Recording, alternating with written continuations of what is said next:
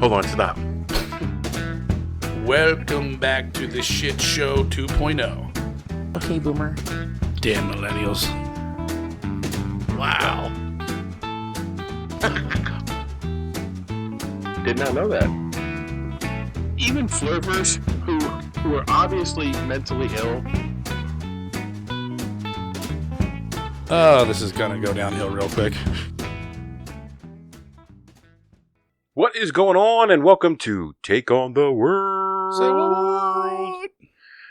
And it's me, Mike D, and Yours truly, John E. Not like Wall E. Johnny Easy. Coming at you once again. I see some stuff on the table here, John. Does that mean you're ready to do another knife review? Oh, I think so. That's freaking awesome. It's gonna be in the future. That's a brutal looking knife, dude. It's a pretty big knife. So, One of my faves. I got a good story about it too. Cool. So we'll be getting to that today. Was just over at the high school and watched the final musical that my son will be in. It's they did Addams Family.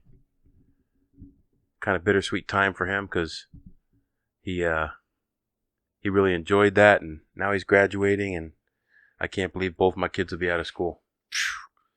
You're getting old, dog. I know. All right. So, this is your topic today, so It's my topic. why don't you get on what you're getting on? What are we talking about? We're talking about the one, the only, Pazuzu Algarad. Pazuzu? Now, let me Now, just preface this with saying that my cruising through YouTube late at night at 2 a.m, I came across this guy, and I was like, what the fuck? So I think it was, like you said, a 5-part series on a Vice channel, on the Vice. Yeah. Not Vice channel, it's the Vice. YouTube channel. Yeah. Completely interesting. So if you're interested in this topic, I recommend watching that video. Now, I watched bites from that one, excerpts, and I watched 1 or 2 of the 5 parts, but I watched another one that was like 45 minutes long. Okay. Yeah, I did not. There was sort of like one of the only ones I could find, and it's pretty cut and dry. There's no really conspiracy theory behind it. No, the guy's just a whack job. Yeah. And Well, there is a small conspiracy, or there's a small mystery at the end. okay. So Do not think I've heard of this one. you must have. Well, maybe. I don't know. Okay. All right. So I feel like at this point we should pop a picture of his face up there. Like right about here. Here. So, born in 1978, John Alexander Lawson in San Francisco. Hey, that's your favorite town, dude. You're the San Francisco treat. Call me that one more time. One more time. One more time, motherfucker! And at some point, he and his mother ended up in Clemmons, North Carolina. Perfect spot for some psycho. Now, this is, maybe you remember, maybe you don't. Did his parents divorce and that's why she went down there? I don't know. Did they?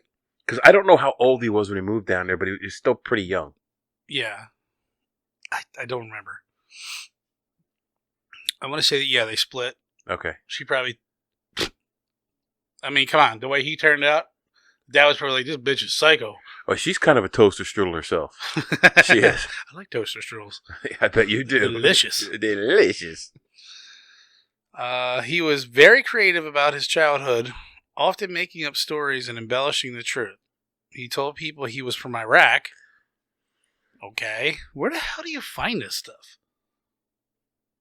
Dude, I'm a notorious researcher. Okay. I'm the notorious Mike. He told people his father was some high priest, but the people who knew him as a child described him as a little off-kilter, a little emotional. Yeah, a little bit sliding off the cracker. Yeah. I guess he would tell like these wild stories that like had no foundation in truth whatsoever. Okay. And this is what made his mom actually send him. Like he had mental issues. They started at a young age. Right. His mom was well aware of it and spoke openly about it when she was interviewed. And he was diagnosed with several mental illnesses, including schizophrenia and agoraphobia. Agoraphobia is like you don't want to leave your house. Okay. Like everything around you like makes you panic when you leave your house. Okay. And that brought him to, harming animals and consuming alcohol and drugs at a very young age. Now, they say that harming animals and mutilating animals and all that stuff is, when you're a kid, is a sure sign of... It's one of the 5 signs of a serial killer. Yeah, a serial killer. A psychopath. And you can see that in like Jeffrey Dahmer. What do we see? Ted Bundy? Well, maybe not him. He started killing later on in life. But yeah, it's a sure sign that something definitely isn't right. So his mother got him psychiatric help. But when she no longer had money, he stopped going. And shit went downhill real quick for him when he wasn't getting psychiatric help. It says in an interview for a documentary series, The Devil You Know, his mother, Cynthia, said, quote, "He wasn't by any means an angel, but he wasn't a bad person or a boogeyman, or whatever phrases people love to call him." End quote. In 2002, Lil Jon changed his name to Pazuzu Algarad in homage to the Assyrian demon references in the movie The Exorcist. Now, Pazuzu is, I guess, the devil's actual name.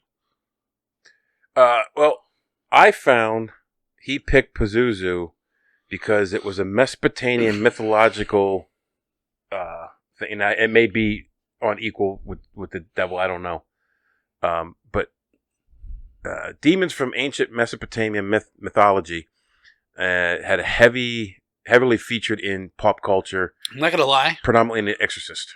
It's a badass name. Pazuzu? Pazuzu. You know what his friends call him? Legit. Isuzu? Paz. Oh, Paz? They call him Paz. If you listen to that interview, the guy with the tattoos on his chest, yeah, he kept on saying Paz. And I kept rewinding, like, what the fuck did he say? I didn't catch that.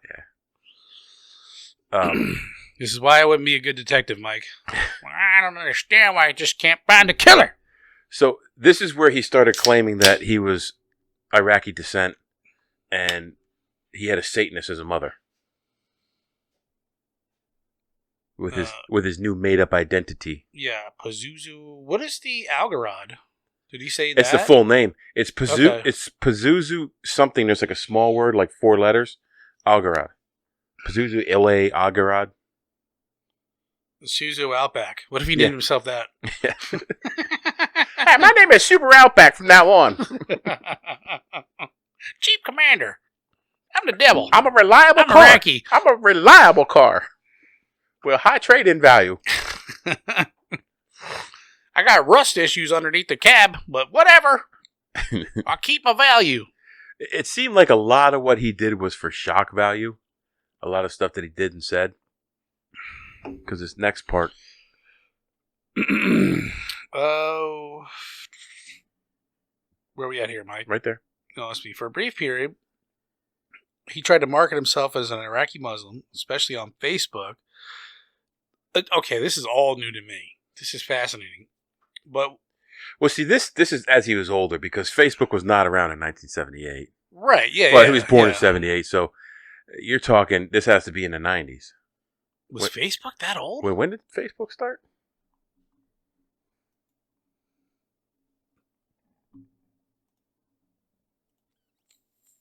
Ooh.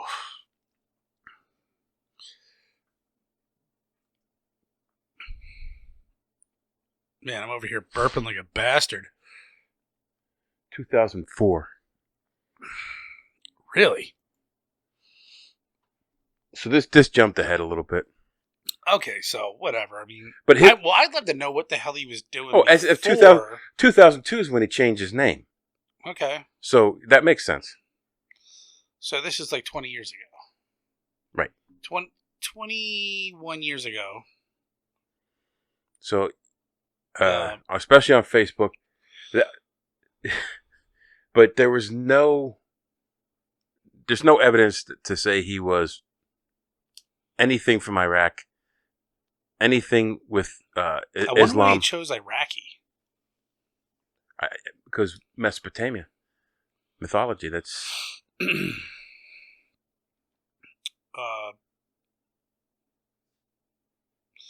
he was not a practitioner of Iraqi culture, obviously, or Islamic faith. On September 11th, he donned jihadi attire. And I've seen pictures of this. Yes, I didn't make the connection, so this makes sense. He donned jihadi attire just to be the object of fear and hate. Like this town that he lived in was a very religious town.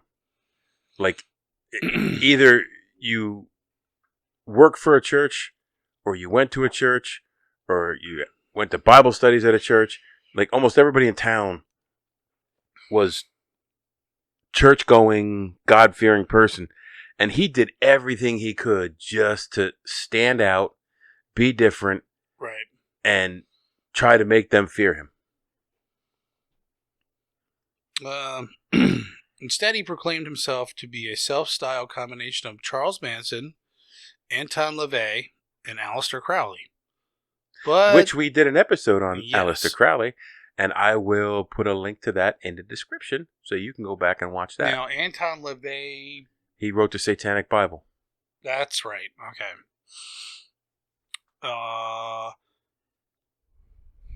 That wasn't but that wasn't what terrified people who knew him.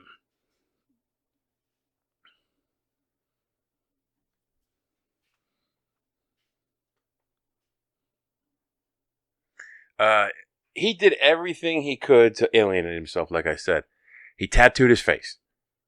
Oh, boy, did he. Yeah, he's got tattoos all over his face. And his one buddy has tattoos all over his face now. Yeah. And his buddy was saying, yeah, he was a sick fuck. he was a dark soul. His teeth were jagged. He took a Dremel and he filed his teeth to points. Yeah. His tongue was split in the middle. And his body had demonic symbols tattooed on it. He told people that he made animal sacrifices. And he claimed the ability to change and control the weather, just like the demon Pazuzu.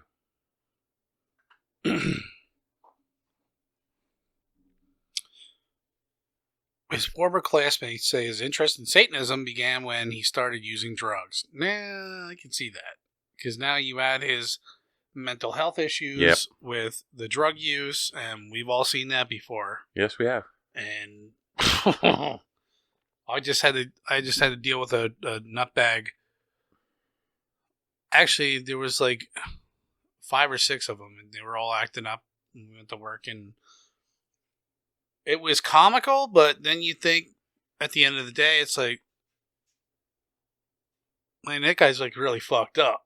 Like, because everybody said he was normal once before, and then something happened. He snapped, and then just got into drugs. Well, how many guys do we have come down there? And with our job in corrections, we have to, like, they close all the state hospitals, so all the nuts, all the people with mental health issues, end up getting arrested. They wind up in jail, and then we have to deal with them, and we are not trained to deal with mental health issues. What ends up happening is they wind up catching charge after charge after charge after charge, and never get out of jail because they're not getting the help they need. And some people just act out to act out, but some people legitimately need some help. And we're not psychologists. We do what we can. Yeah. We know how to deal with the situations, but we don't know how to deal with the illness. Right.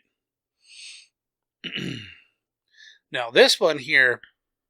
Oh, no, I'm sorry. The next one. This bothers me more than anything else, dude. The second bullet point. So he believed bathing would strip the body of its defenses and warding off infection and illness. Makes sense. Algarad bathed no more than once a year. Oh! I didn't know that. I thought the thing said once a month. No. And had not brushed his teeth in years. Ooh. Well, he just Dremeled them down. So Dremel took care of the plaque. He's got dragon breath, and he stinks. It's a true Viking. I'm just glad this motherfucker ain't my neighbor. Like, the people that live next to this guy. Oh.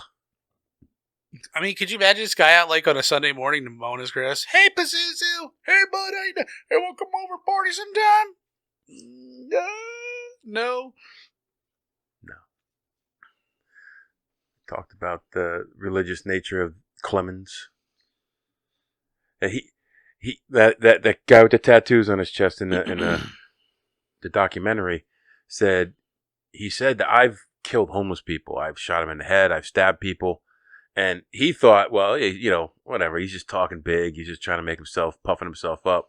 But after all this happened, the guy says, well, I wonder if he did, because when all the shit was going on, this guy was there, and he said, I thought then he was just talking big. And it turns out he wasn't.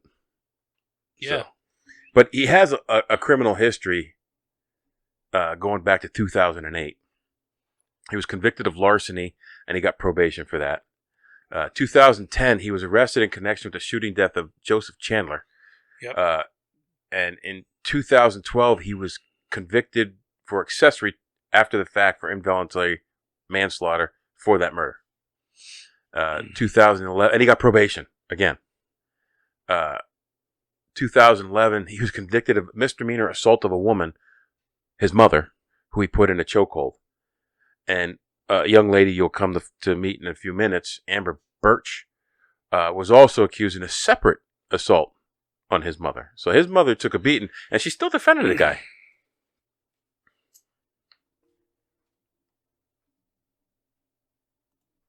That with everything that they say that this guy is so evil and all this, the thing that bothers me the most is that he rarely bathed. That just bothers me. You didn't brush your teeth and you didn't bathe for a year. Well, do you have the stuff of like when they went in his house and all that crap? The pictures? Do you have like a description of it on here? No. So if you watch the video, let's just paint a picture. Like, I guess it was like a decent kind of like, community. Like the house didn't look like a trailer or nothing. But when the cops walked up with the video, there was a sign like nailed to the door. I have a picture of the sign. Okay, and it was. Go ahead. It was a whole slogan. I can't remember what the fuck it said. But I don't have a picture of the sign. I'll have a picture of the sign, and I'll put it like right here. Like something about anti-cops and this and that. But when you walk in, it just looked like filth, a hoarder's house, pentagrams everywhere, like iguanas dead in a cage.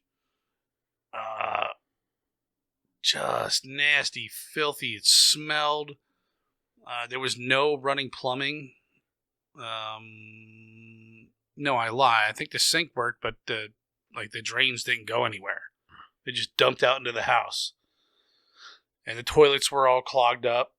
So people were like, pooping in the corner. And I think meanwhile his mother was living there with him the whole time. You know what? Because it was his mother's house. And I got that impression too, but they never actually said that. God bless you. No, but they did say that his mother's room was right over here. Okay. So you go through all this filth and like there's this like little nook of a room that's like semi-clean and just rotten food in the fridge, and the basement was even worse. The basement was just looked like homeless people were living there for years. And just watch the video for yourself. You'll see. Yeah, I mean, it's more powerful than what I can tell you. So oddly enough, his odor didn't stop other disenfranchised people from being attracted to him. They seem to like flock to him, like the people flock to Charles Manson. Yeah.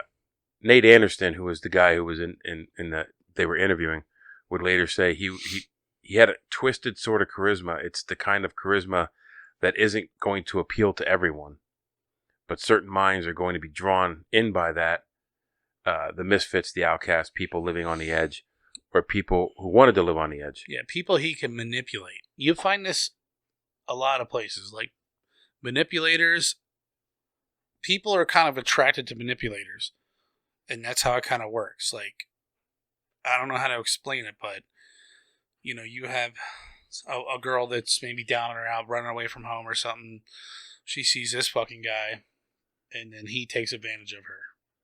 Yeah. And that's clearly what, Well, that's what Manson did. That's what. Yeah.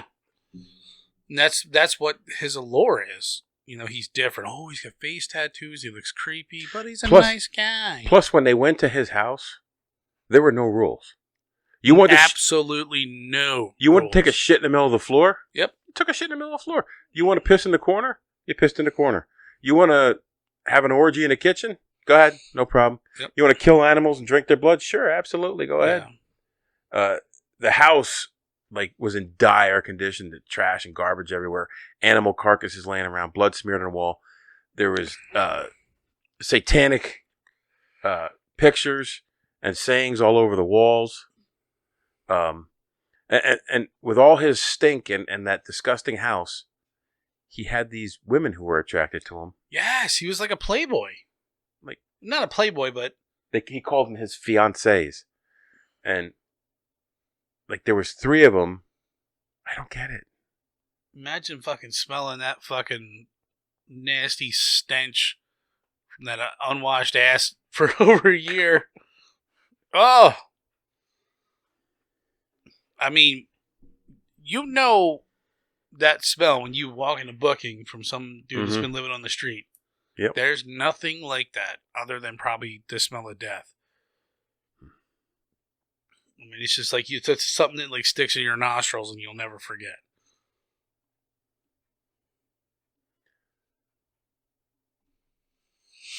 Let's see. There are pentagrams everywhere. Already talked about that. He was charged with accessory after the fact and involuntary manslaughter.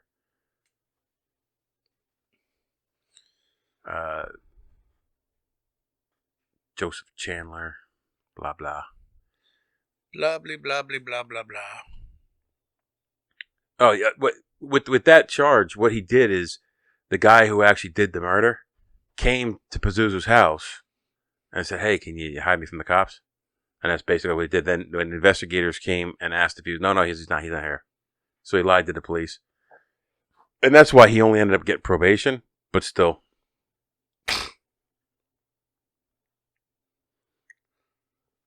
So I guess if you want to get away with crimes, go to North Carolina because they don't really seem to give a shit.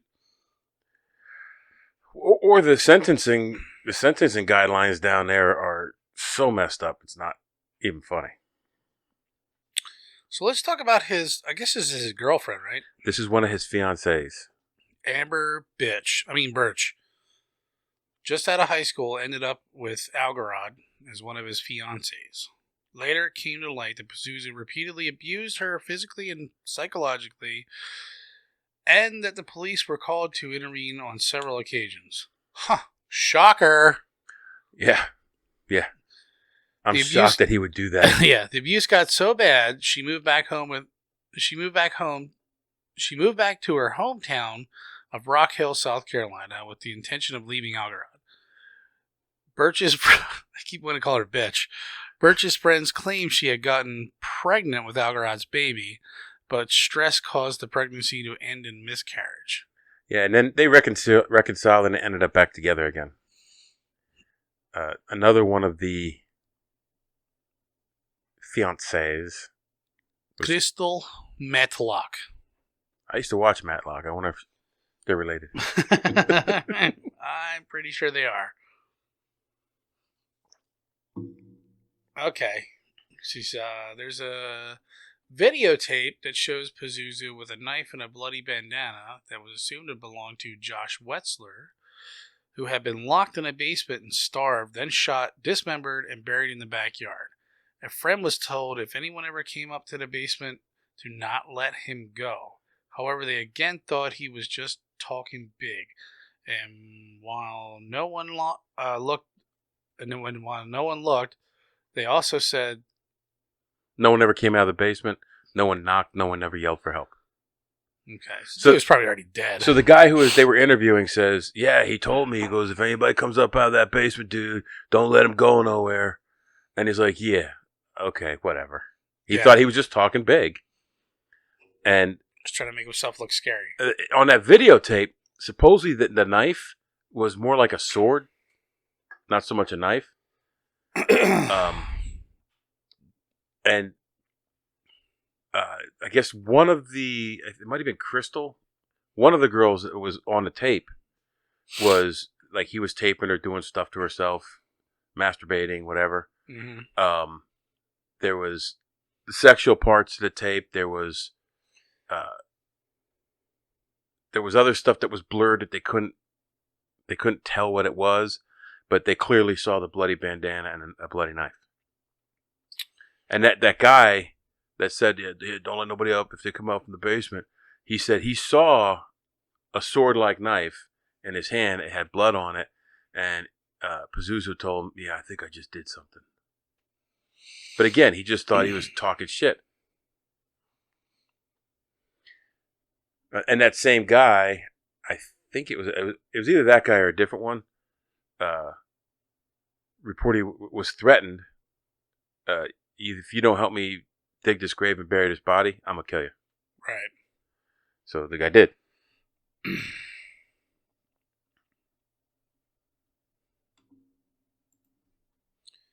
On October 5th, 2014, 35-year-old Algarad and his fiancée, 24-year-old Amber Birch, were both arrested after skeletal remains of two men were found buried in Algarad's backyard. On October 13th, the remains were identified as Joshua Wetzler and Tommy Welch, both of who had disappeared in 2009.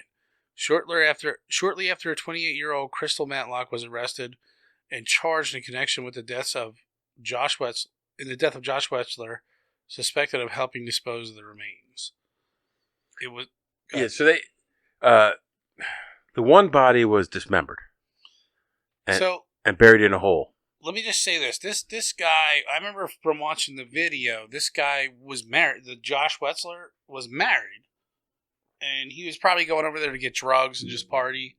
He had kids and shit. And I think he might have been in rehab or whatever. And then he kind of fell off the wagon. But he was with one of these women. One of these women was his woman. From what I remember, I think the first guy, Joshua Wetzler, was just going over there to get drugs. Joshua Wetzler was together with one of these women because one of these women was big into horses, and that's what he was. He was the guy who does the hooves. Okay, but he would never shoe a horse because he didn't think it was right to shoe a horse. Damn, I gotta watch this again, man. So he got busted for a DUI, and because of that, he lost his job. And when he lost his job, he started, doing drugs and selling drugs. Right. So he's kind of like a poor soul. Yeah. And he fell into bad circumstances because of a stupid mistake. And this asshole took advantage of him and fucking killed him. He was supposedly locked down there for a long time. And they were starving him and they'd go down and torture him. You know what I mean? All that junk down there, I ought to find a pipe somewhere, and I would have beat the motherfucking death out of every one of them. Yeah. So then... I would have chewed somebody's nose off. Who was it? It was alleged that... Here's a fun... It's alleged that Algarad killed Wetzler in 2009, in July. And Amber Birch helped bury the body. And then in October 2009, Birch killed Tommy Welch, and Algarad helped get rid of the body. Both of those people died with a gunshot wound to the head. The one, I think it was Tommy Welch, they picked him up, they brought him back to the house. He was sitting on a couch, they were partying, they walked up behind him and put 222 slugs in the back of his head. rifle. That's a cowardly way to kill somebody. Yeah. It wasn't long after that the county housing officials condemned the house and then demolished it. And here's what pisses me off. This. Yeah. He died on 28th October 2015. He was pronounced dead at 04:20 a.m. due to excessive blood loss caused by a self-inflicted wound on his left arm. Nothing was found in his cell that could have caused the wound. One theory is he used his pointy teeth to bite himself. How do you not know?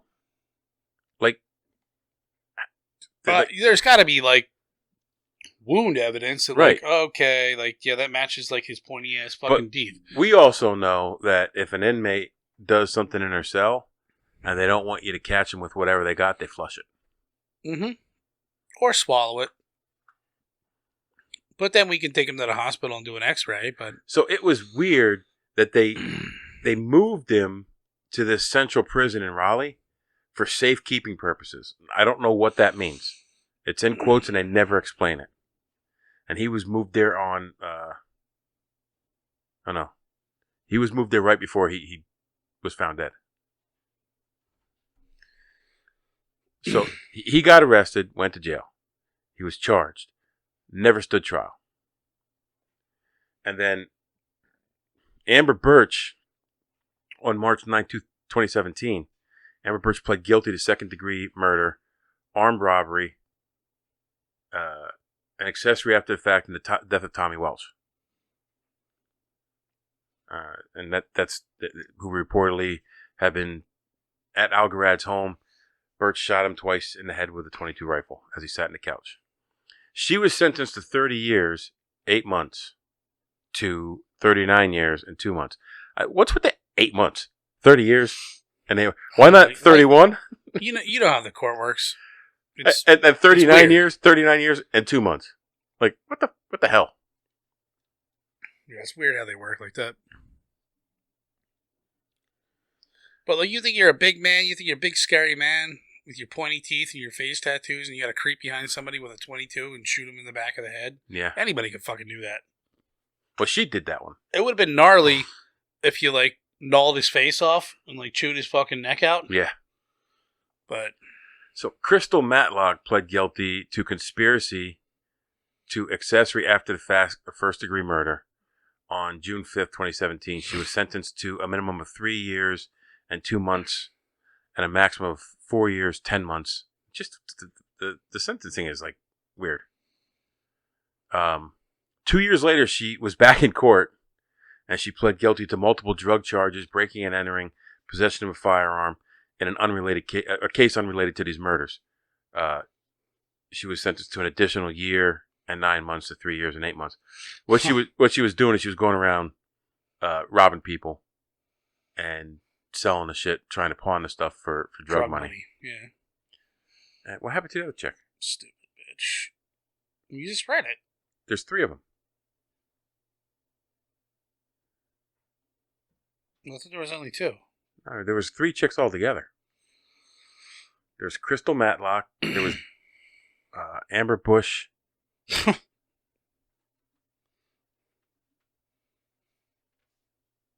I don't think you wrote the other one down. We talked about her, but you didn't write the name down.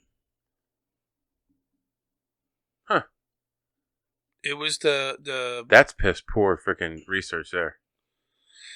Well, I mean, hey, you only come to one place to get the facts, and nothing but the facts. Yeah.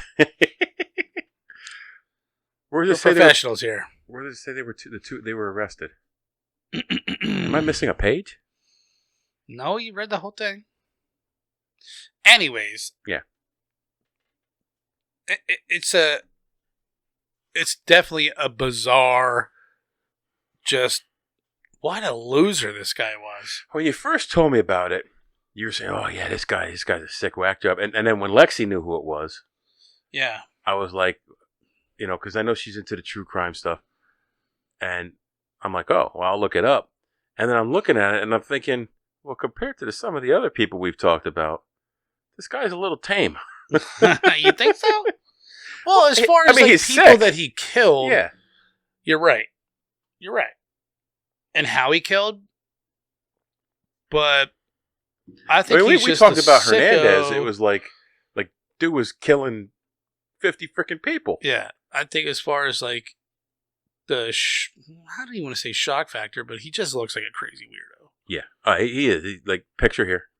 Look at that. And Like, I just think look at that. That's messed up. Yeah, I think that if he might have gone like full blown, he might have been like really bad. Let's look at these crime scene photos. Look how much trash is in. How do you even walk through that hallway?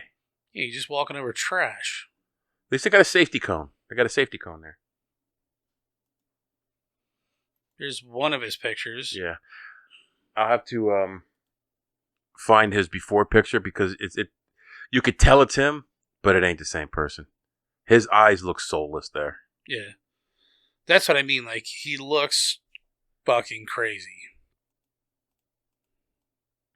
So maybe he might have been out stabbing bums and people on the street, and we just don't know about him. Like, those are the hardest homicides to figure out, are the ones that don't have any, they're random. Like, how can you live like this? Like, it's just, how can you live like that? I don't know. Look, there's like a cage with a fucking dead animal in it. Yeah, it's... Or something dead in the corner there. I think it looks like it chewed the way out of the corner there. Yeah. Yeah, it look... I don't get it.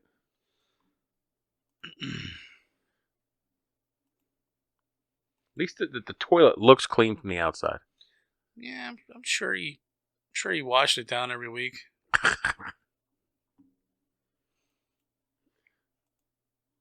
And the swimming pool is awesome. But now I saw like a home video of them in the backyard, and the pool was crystal clear. Well, I mean, even a satanic serial killer, It wouldn't take long to let this go to shit. it's got to be, comfortable every once in a while. So, except for the pentagrams on the wall and him saying he was a Satanist, there really wasn't much in the way of, I guess some of the animal sacrifices were supposedly homage to Satanism. It's just like cut and dry, and there's no more because he's dead. It wasn't like it led on for 40 years because like Charles Manson and there's all these conspiracy theories, and now he killed himself, and that's what pisses me off the most is that this cocksucker got out easy. Yeah. And chewed the veins out of his fucking wrist with his freaking So that was the only Pennywise teeth. That's the only part that I felt was kind of conspiratorial. Like, they never said that he actually... They thought maybe that's what he did, but they didn't say that's what he did. They didn't find anything in the cell. We gotta see if we can get a picture of his teeth. Let me look. But I would love to hear an interview with him now. Like, I wonder what his voice sounds like. How did he speak? How did he carry himself? Did he seem intelligent? Or was he just like a straight up retard?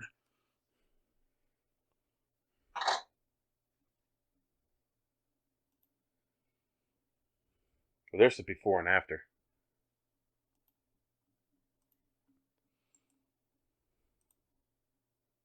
Yeah, I'll save that one. That's his before and after.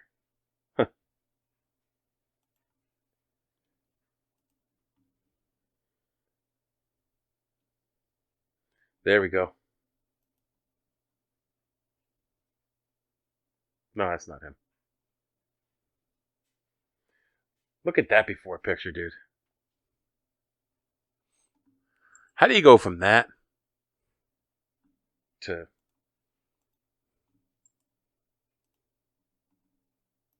what he ended up?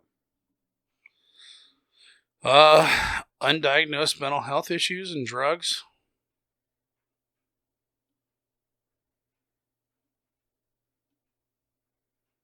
I don't see any pictures of his teeth. You would think that'd be out there somewhere. Like right, that picture right there. This one? No. Go down. That one right there. They don't look like they're the points. So they're not pointy, but dude, he looks fucking psycho. If you ran into that on the side of the street one day, coming at you, what would you do? It looks like the Joker. Like his teeth are bucked. Yeah. So are hers. Ugh, stinky ass bastard.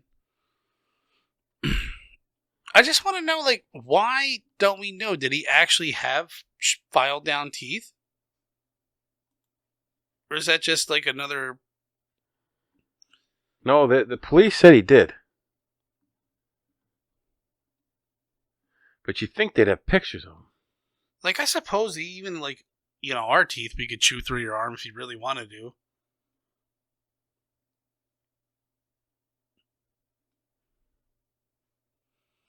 I think there was a picture of his jail cell, too, after he offed himself.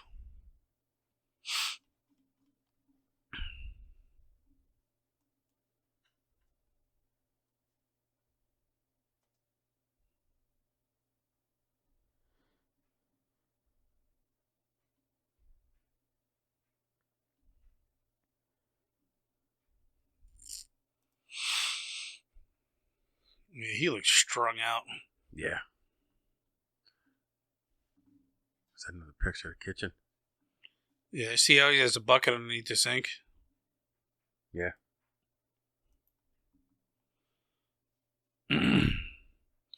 So you scroll back up, you wonder, well, it looked like one of his first booking photos. That one right there. Like, he looks a little bit fatter, he's got the dreadlocks, and he just looks fucking out of it. Jesus.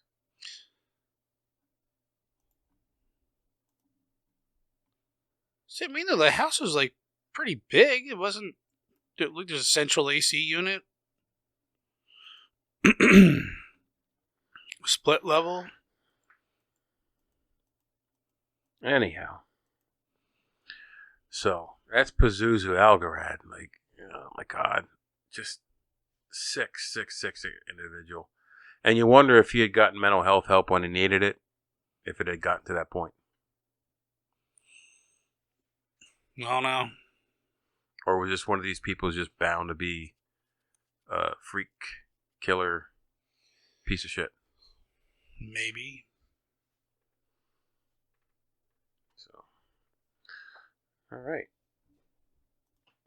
Now you know everything you need to know about Pazuzu Algarad. And you don't need to know anymore. Death threat. Just like a little slow start here, but we're getting there. This is the first day we both have our cut off sleeves. Yeah, we both flexed our sleeves right off our shirt. But beautiful day outside. Over 80 degrees.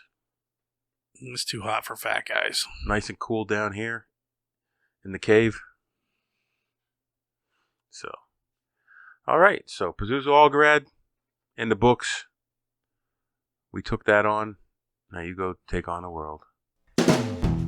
Hold on, stop. Welcome back to the Shit Show 2.0. Okay, boomer. Damn millennials. Wow. Did not know that. Even flirters who are obviously mentally ill. Oh, this is gonna go downhill real quick.